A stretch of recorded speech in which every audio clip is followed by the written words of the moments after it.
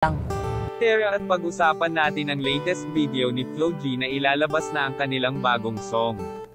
Malapit na ito guys. Top trending na naman.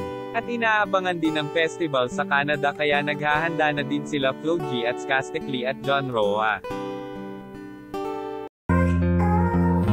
Welcome to Sikat Story. Tara at pag-usapan natin ang latest video ni Flo G na ilalabas na ang kanilang bagong song.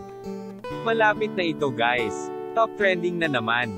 At inaabangan din ng festival sa Canada kaya naghahanda na din sila Flo G at Skastikli at John Roa.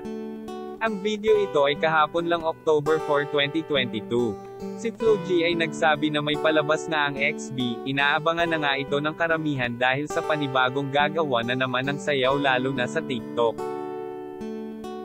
Pero titimbre ang una kayo ha. May palabas yung XB.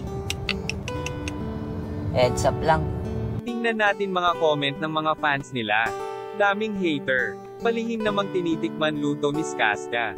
Kung talagang ayaw nyo sa kanila ba't andito kayo? Mga hanghang. Ba't ang dami hater? Mapera ba kayo mga hater ang lakas nyo mang dogyo? Wala naman kayo mapakita haha. Husga pa mga batang hamog. Totoong may bayag tong mga kapag hindi ginamit ang pangalang XB at XBYT na si Hancho ang gumawa. Kaso wala nga pala silang mga bayag kaya gagamitin pere nila ang pangalan na binuo ni Hancho. Panalo ginagawa ng mga to para sa Philippines music industry. Pero ang ugali sa labas ng musika nakaka-toxic. Nagsama-sama pa din mga ugali pag babae usapan.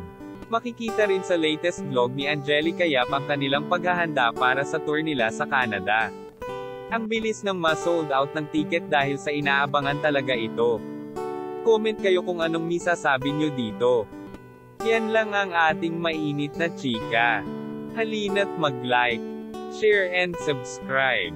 Thank you.